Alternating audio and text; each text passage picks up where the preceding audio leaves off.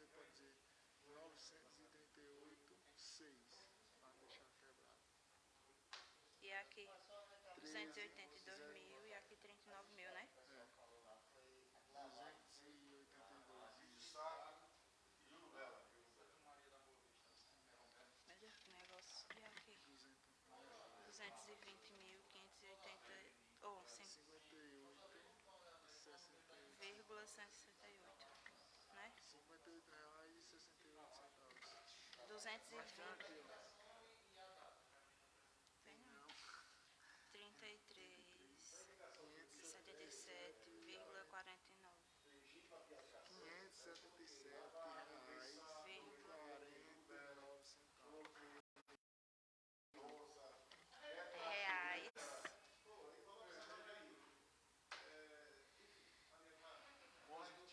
220.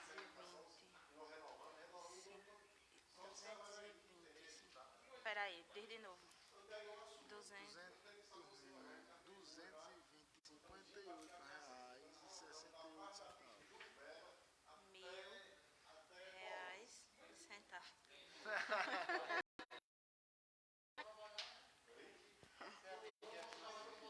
Aqui do mesmo jeito, 282 mil, 39 mil.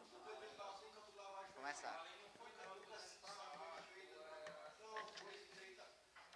Não tinha como alguém ler as indicações e eu ler isso. Sessão ordinária do ano legislativo da Câmara Municipal de Vereadores de Alagoinha. Peço aos senhores vereadores que desliguem os celulares ou coloquem no silencioso.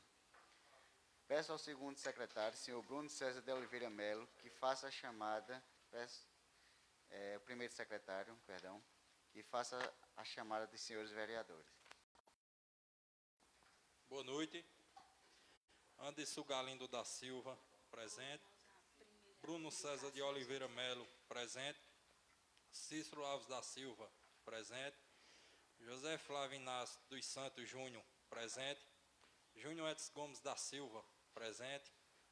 A prestação de contas de governo do exercício 2015 do ex-prefeito Maurílio de Almeida Silva. Os projetos de lei número 11 e 12 de 2021, que tratam do plano plurianual de 2022 a 2025 e da PPA para 2022, respectivamente, entrarão em segunda votação na reunião posterior. Entrará em primeira votação a emenda ao regimento interno número 2, que altera o horário regimental. Entrará em segunda votação os projetos de lei número 13 e 14, de autoria do vereador Tiago Micael Carvalho de Almeida. Peço à servidora Jéssica Caroline que faça a leitura da defesa técnica apresentada a respeito das contas do ex-prefeito Maurílio e das indicações número 130 a 135 de 2021. Excelentíssimo presidente da Comissão de Finanças e Orçamento da Câmara Municipal de Alagoinha, Maurílio de Almeida Silva, ex-prefeito do município de Alagoinha, vem à presença de Vossa Excelência para apresentar a defesa relativa à prestação de análise da prestação de contas de governo do exercício 2015, constantes no processo TC 161001087, na forma que adiante se vê. Da ausência de elaboração de programação financeira e cronograma de execução mensal de desembolso, ausência de previsão na programação financeira de desdobramento das receitas previstas em metas bimestrais de arrecadação, não especificação na programação financeira das medidas relativas à qualidade e valores de ações ajuizadas para cobrança da dívida ativa, bem como da evolução do montante dos créditos tributários passíveis de cobrança administrativa. Quanto a este exposto do TCE-PE, dispensou-se o seguinte tratamento.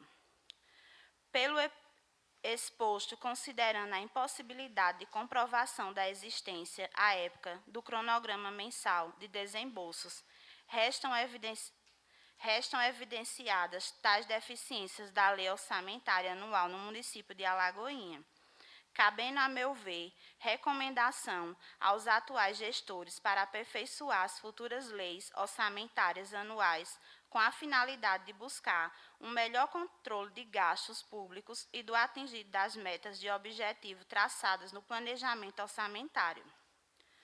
Portanto, com relação a esses itens, não há o que acrescentar às disposições do TCE, uma vez que os mesmos não atendeu quanto a estes pontos pela rejeição das contas, mas tão somente pelas recomendações para os atuais gestores aperfeiçoarem as futuras leis orçamentárias. A ausência de capacidade de honrar imediatamente seus compromissos de curto prazo e a ausência de capacidade de pagamento de seus compromissos de até 12 meses, contando com os recursos a curto prazo, caixas, bancos, estoques, etc. Ausências de registro em conta redutora. Em conta redutora de provisão para perdas de dívidas ativas, evidenciando o balanço patrimonial, uma situação não compatível com a realidade. Quanto a estes pontos do TCE, dispensou o seguinte tratamento. O resultado apresentado pela auditoria demonstra claramente que o total de ativo não é suficiente para cumprir com o total de obrigações, repercutindo tal situação nos exercícios posteriores. Pelo exposto, cabe a recomendação para a recuperação da capacidade de pagamento de curto prazo do município. Com relação à ausência de registro em total redutora de previsão para perdas de dívida ativa, evidenciando no balanço patrimonial uma situação não compatível com a realidade, o TCE apenas indica o que cabe à recomendação. Portanto, com relação não há o que acrescentar à disposição do TCE, uma vez que o mesmo não atendeu quanto a estes pontos, pela rejeição das contas, mas tão somente pelas recomendações para a recuperação da capacidade de pagamento de curto prazo ao município. A ausência de recolhimento previdenciário tempestivo não se deu do dolo à má-fé, mas sim por falta de recursos financeiros. Veja-se que, em momento algum, há um apontamento de qualquer dispensa irregular, excessiva ou desnecessária. Portanto, em ocorrendo a penalização do ex-gestor por esse motivo, esta se ia personalizar pela falta de recursos do município, fato que, obviamente, não deu causa. Observa-se que o atendimento reiterado dessa egrégia corte tem sido relevar a inexistência do recolhimento previdenciário quando ocorre um período excepcional de dificuldade financeira, como no caso do julgamento do processo 1403-6897, que transcrevemos a seguir trecho do voto do relator. Vejamos. Senhores conselheiros, o minucioso parecer ministral acima transcrito evidencia que não houve, de fato, irregularidade em relação aos recolhimentos do regime próprio de previdência social, como consta no parecer atacado.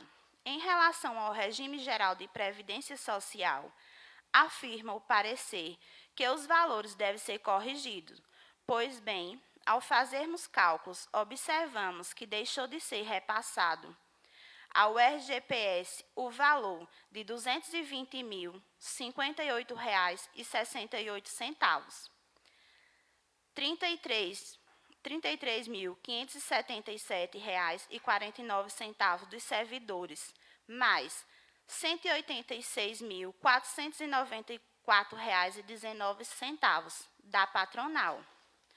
Ora, senhores conselheiros, esse valor equivale a apenas 6,59% de todas as contribuições sociais devidas ao RPPS e RGPS, incluindo a patronal dos servidores que totalizaram, segundo ao voto condutor do parecer atacado, de R$ 3.335,194,17. Desta forma, seguindo o mesmo caminho de outros votos, Entendo que tal irregularidade não deve ser motivo para a rejeição de contas do gestor.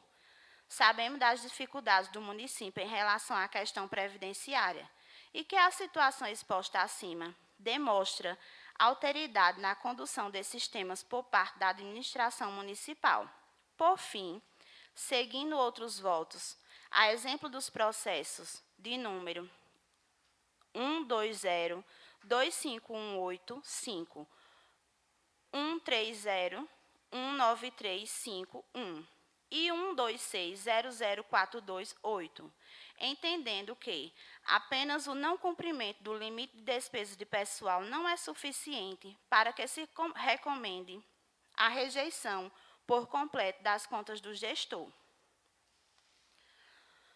Nós, autor do processo TCE de número 13039386, após o pedido de vistas, o Ministério Público de Contas acostou opinativo aos outros, entendendo que naquela oportunidade se tratava de caso previsto na ressalva final, constante da súmula 8 deste TCE. Vejamos.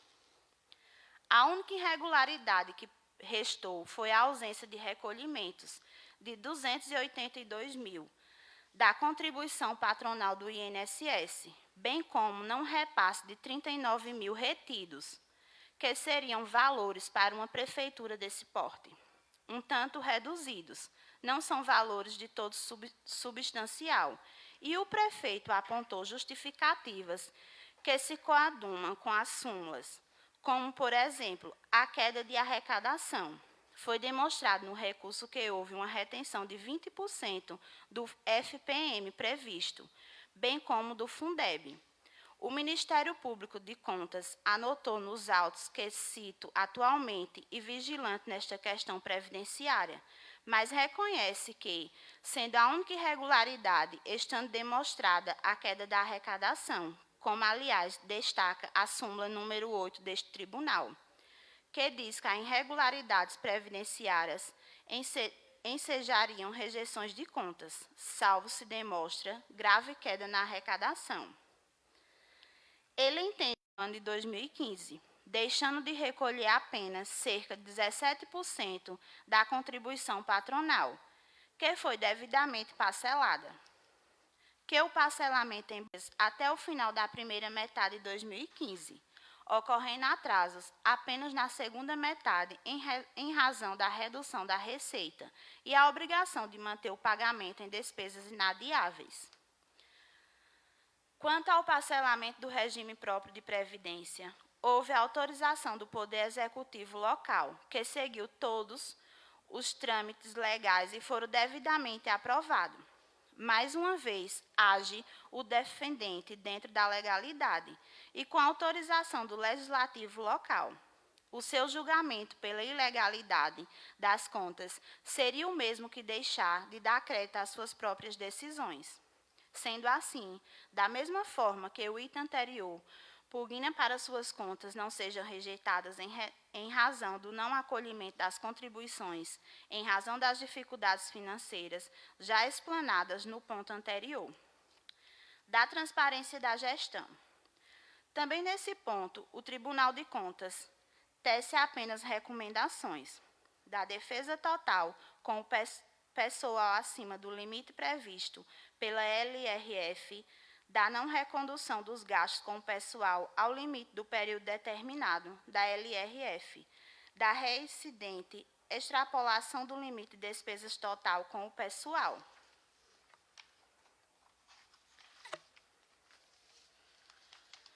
Conforme relatórios de gestão fiscal em anexo às despesas com o pessoal do município de Alagoinha, no segundo quadrimestre de 2014, foi de 53,34%, portanto, dentro do limite imposto pela LRF. No terceiro quadrimestre de 2014, essa despesa passou a ser de 57,57%, ou seja, acima do limite exigido, sendo esse o marco inicial para a recondução do município ao cumprimento desta norma, que se encerra no último quadrimestre de 2016, na forma do artigo 66 da LRF, em considerando o PIB de 2015. Permita-nos transcrever a falta de normatização específica do TSE, resolução do TSE, que demonstra que o Índice Nacional pode ser considerado para a regra do artigo 66 da LRF. Instrução Normativa número 3 de 2010. Estabelece critérios para a aplicação do artigo 66 da Lei de Responsabilidade Fiscal, LRF, no âmbito do TCE. O Tribunal de Contas do Estado de Minas Gerais, no uso de suas atribuições legais, com base no artigo 76 da Constituição Estadual e do artigo 3º, inciso 29 da Lei Complementar Estadual número 102, de 17 de janeiro de 2008, e considerando as disposições da Lei Complementar Federal de 101, de 4 de maio de 2000, especificamente em disposição do artigo 66. Considerando ainda que o crescimento do Produto Interno Bruto do exercício de 2009, publicado pela função do Instituto Brasileiro de Geografia e Estatística, IBGE, foi inferior a 1%, considerando o mais disposto a Instrução Normativa TCE número 12 de 2008, alterada pela Instrução Normativa TSE de número 4 de 2009, resolve. Artigo 1º. Os municípios que ultrapassaram os limites para as despesas com o pessoal e para a dívida consolidada estabelecidos no LRF em 31 de dezembro de 2009 terão considerados duplicados os prazos para a recondução daquela despesa ou dívida legalmente permitido. Artigo 2º. Nos alertas emitidos por este tribunal para o município que se enquadra na situação prevista no artigo anterior, deverão ser considerados os prazos de que se trata do artigo 66 da Lei de Responsabilidade Fiscal. No artigo 3º, os municípios deverão adotar, para a recondução das despesas ou dívidas referidas no artigo 1º, aos limites legais, as medidas previstas na Constituição Federal e na Lei de Responsabilidade Fiscal. Artigo 4º. A partir da data base 36 de 2010, enquanto perdurar a situação, os municípios referidos no artigo 1º desta instrução deverão fazer constar a seguinte nota explicativa dos respectivos relatórios de gestão fiscal. O município se encontra na situação prevista do artigo 66 da LRF, ficando duplicados os prazos para a recondução das pessoas com o pessoal ou da dívida consolidada aos limites legais. Artigo 5º. Esta instituição entra em vigor na data de sua publicação, com efeitos retroativos ao exercício de 2009, revogadas as disposições do contrário. Vale ressaltar que o município vinha adotando medidas para a recondução das despesas aos limites legais. Em anexo, acostamos atos do Poder Executivo que têm esse objetivo. Em relação ao município de Alagoinha, o PIB certamente já foi texto de crise, achou por bem não penalizar o servidor, evitando demissão em massa e evitando o agravamento ainda maior da crise econômica instalada em nosso município. Vale salientar, inclusive, que nos exercícios posteriores, os índices foram readequados e voltou aos patamares exigidos pela legislação, encerrando no terceiro quadrimestre de 2016, com 53,27% abaixo do limite estabelecido para a Lei de Responsabilidade Fiscal, conforme a documentação anexa. Repasse de duodécimo após o prazo previsto na Constituição Federal. Como se vê todos os meses, houve repasse do duodécimo no dia 20, e que ao final do exercício, em dezembro, o repasse ocorreu no limite legal de prazo. Vê-se que o limite de 7% das receitas tributárias é apurado anualmente e que a legislação assevera que o repasse deve ocorrer até o dia 20. que ocorra diferença de repasse entre um mês e outro. Por sua vez, o TCE fez o seguinte apontamento. Portanto, considerando a interpretatividade dos repasses na maioria dos meses dos exercícios de 2015, cabe, a meu ver, provocando comprometimento da receita do exercício seguinte, que as despesas inscritas em restos a pagar sem lastro financeiro do Fundeb em 2015 não possam ser quitadas com recursos do Fundo de Manutenção e Desenvolvimento do exercício de 2016, podem ser quitadas de recomendação e não de rejeição de contas. Considere pessoas que, na maioria das vezes, têm dificuldade com todo o formalismo que é exigido da gerência da coisa pública, dependendo e muito da orientação de sua assessoria. Sendo assim, devem-se relevar alguns erros formais brasileiros.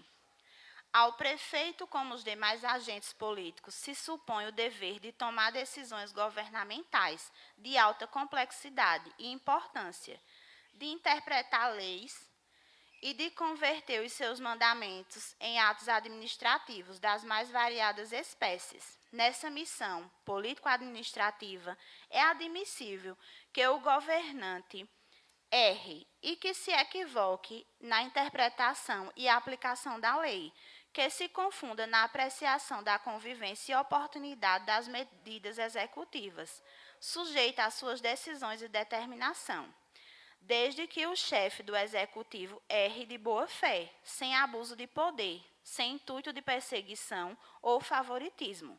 Não fica sujeito à responsabilidade civil, ainda que seus atos lesem a administração ou cause danos patrimoniais a terceiros. Logo em seguida, continua o excelentíssimo mestre. E é porque os agentes políticos, no desempenho de suas atribuições de governo, defrontam-se a todo momento com situações novas, e como ocorre na justiça, em que o juiz é obrigado a decidir, ainda que a ausência na obscuridade da lei. Por isso mesmo, admite para essas autoridades uma certa margem de fabilidade no seu julgamento. Que o TCE é órgão auxiliar da fiscalização dos atos praticados pelos gestores, sendo órgão técnico e distante, por vezes, da realidade dos municípios. Por estas mesmas razões, a Constituição incumbiu ao Poder Legislativo o órgão, nestes termos, pede deferimento. Alagoinha, 18 de outubro de 2021, Maurílio de Almeida Silva, ex-gestor.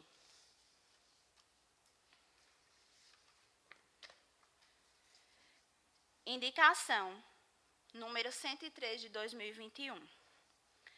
Lenilson Flávio Bezerra de Almeida e Júnior Edson Gomes da Silva, no uso de suas atribuições, indica ao senhor prefeito do município de Alagoinha, Wilas Leal da Silva, ouvido o plenário nas formalidades regimentais, que viabiliza a implantação de um projeto esportivo voltado a atender crianças de 8 a 17 anos, sem condições de pagar uma escolinha de futebol nos principais sítios e povoados do nosso município.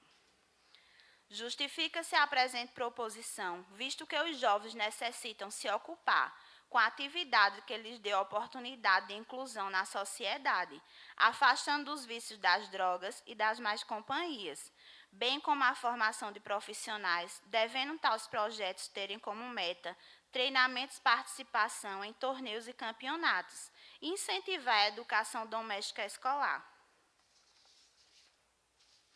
Indicação 131 de 2021. Cícero Alves da Silva, no uso de suas atribuições legais, indica ao senhor prefeito do município de Alagoinha, Wilas Leal da Silva, ouvido o plenário nas formalidades regimentais, que realize obras de construção do complemento do saneamento básico da rua Capitão Neco Galindo, neste município. Justifica-se a presente proposição, pois o saneamento básico é de suma importância para garantir a saúde pública, evitando a transmissão de doenças e infestações de animais, A referida rua já conta com uma parte ligada à rede de esgotos, mas com o crescimento de construção das novas casas, se faz necessário essa obra. Indicação 132/2021. César de Oliveira Melo, no uso de suas atribuições de Alagoinha, Willas Leal da Silva, ouvido o plenário nas formalidades regimentais, que construa o calçamento da rua Frei João, centro. Justifica-se a presente proposição, pois a referida nas formalidades regimentais, que reforme o telhado da escola Frei Jerônimo, no povoado do Genipapinho, neste município. Justifica-se a presente proposição, pois parte do forro do... Indicação 135/2021. José Flávio Inácio dos Santos Júnior, no uso de suas atribuições legais, indica ao senhor prefeito do município de Alagoinha, Willas Leal da Silva, ouvido o plenário nas formalidades regimentais, que instale lixeiras na praça e em frente à casa do senhor Osvaldo, no povoado do Genipapinho, neste município. Justifica-se a presente proposição, pois a instalação dessas lixeiras visa garantir a limpeza e a organização do local. Esperamos que esse pleito seja atendido pelo senhor prefeito. Sala das Sessões, 16 de novembro de 2021.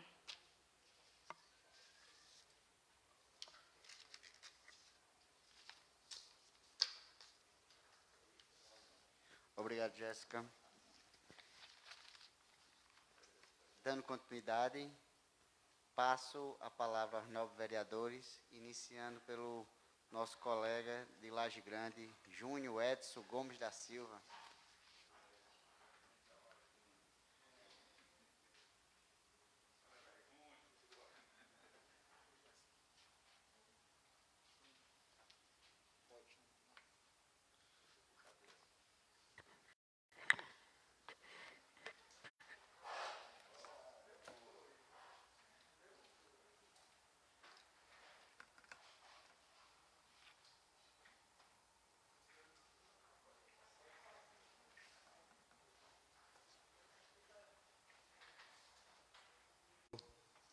Vereador Lenilson.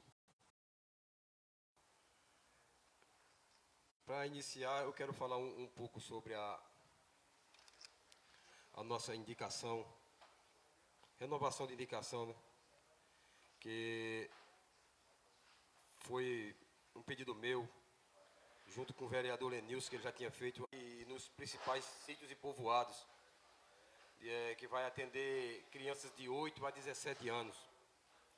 E vai ser muito importante para o nosso município, visando tirar a criançada das drogas, dos jogos de internet, que hoje é uma doença para a criançada, e vão praticar um esporte que vai ser muito importante e também vão, como é que se diz, vai ocupar a mente e ficar longe das drogas, né? Vai servir para revelar talentos também. Tenho certeza que vai ser muito importante aqui para a nossa região. Quero dar uma boa noite ao prefeito Willas já e fazer um apelo a ele em nome da população de Laje Grande, que estão me procurando muito para que conserte o carro, que a demanda é muito grande e a gente não pode ficar sem aquele carro ali em Laje Grande. Eu sei, prefeito, que o orçamento está apertado, final de ano, tem 13º para pagar, folha de pagamento do pessoal, mas olhe com carinho e dê um jeitinho aí, mande consertar esse carro, que é muito importante para a população de Laje Grande. Quero dar uma boa noite também ao secretário Toninho e fazer um pedido a ele, que o último final de semana eu estive lá em Perpétuo Socorro, ali perto da próxima Macambira, mais precisamente ali na casa de Cícero da Burra, que é presidente da associação de lá, e ele me pediu que ficou um pedacinho de estrada ali, que começa da casa de Cícero e vai até a casa de Boy, que Toninho ficou de volta lá e até agora não voltou. Eu peço, Toninho, que olhe com carinho, vá lá concluir aquele pedacinho de estrada que está muito ruim. E também outro com roço, queimando mato. E eu sei que tem bastante água ainda, mas mais para frente vamos levar a Retro lá para fazer uma limpeza geral. E lá em Laje Grande também iniciamos a limpeza das 2 lagoas. Está ficando um serviço excelente. Já foram concluídas as 2 limpezas das lagoas. Eu quero agradecer o prefeito Willis pelo apoio e dar obrigado a ele por esse apoio e estar nos fazendo lá para a limpeza dessas lagoas. Por hoje é só, presidente. Fica aqui meu boa noite a todos e até uma próxima oportunidade. Obrigado, Júnior. Passa a palavra ao novo vereador Lenilson Flávio Bezerra de Almeida.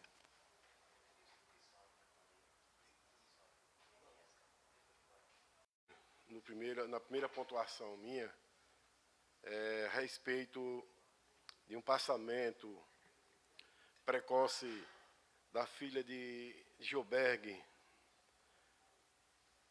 filho de Germano, filho de comadre Voleide, meu afilhado Gilberg, repentinamente, uma jovem com 16 anos que tinha tudo a sua vida, infelizmente foi interrompida. E geralmente quando pega contramão é complicado, porque normalmente é os filhos enterrarem os pais, mas quando é o inverso, isso é muito difícil. Então, eu quero aproveitar a oportunidade para mandar para os familiares da mãe da jovem e também do pai os meus sinceros sentimentos e que Jesus conforte toda a família. Estive acompanhando o sepultamento lá no Serra do Tará,